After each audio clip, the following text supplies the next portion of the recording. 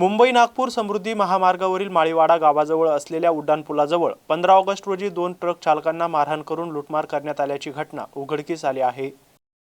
या घटनेमध्ये मोहम्मद सिराज हा गंभीर जखमी झाला आहे। त्याच्या डोक्यात आणि खांद्यावर धारदार शस्त्राने वार केल्याने त्याला गंभीर दुखापत झाली आहे, तर दुसरे सुधाकर यादव यांच्या हाताला देखील मार लागला आहे। माळीवाडा गावाजवळील उड्डाणपुलावर चालू गाडीचा मोठा आवाज झाला, त्यामुळे गाडीचा पाटा तुटला असावा म्हणून आयशर ट्रक रोडच्या कडेला उभी करण्यात आली होती आणि खाली उतरून चेक करत असताना अज्ञात दरोडेखोरांनी सुधाकर याला मारहाण करण्यास सुरुवात केली। तेव्हाच सुधाकरने आरडाओरड केल्याचं बघता चालकाने खाली उतरून बघितलं असता त्यांना दरोडेखोर दिसून आले, त्यामुळे त्यांनी पाठीमागून येणाऱ्या गाडीला थांबवले असता दरोडेखोरांनी या ट्रकमधील ड्रायव्हर, क्लीनर आणि व्यापाऱ्याला देखील मारहाण करून त्यांना लुटले। हा सर्व प्रकार सुरू असतानाच जखमी सुधाकरने अनेक वाहने थांबवली, त्यामुळे या दरोडेखोरांनी त्या ठिकाणाहून पळ काढला। या घटनेची माहिती मिळताच दौलताबाद पोलीस ठाण्याचे पोलीस या ठिकाणी जमा झाले। त्यांनी पाहणी केली असता त्यांनी जखमींना उपचारासाठी घाटी रुग्णालयात दाखल केले। त्यानंतर ही माहिती वरिष्ठांना देण्यात आली। माहिती मिळताच पोलीस उपायुक्त नितीन बगाटे, सहाय्यक पोलीस आयुक्त महेंद्र देशमुख, गुन्हा शाखेचे पोलीस उपायुक्त प्रशांत स्वामी,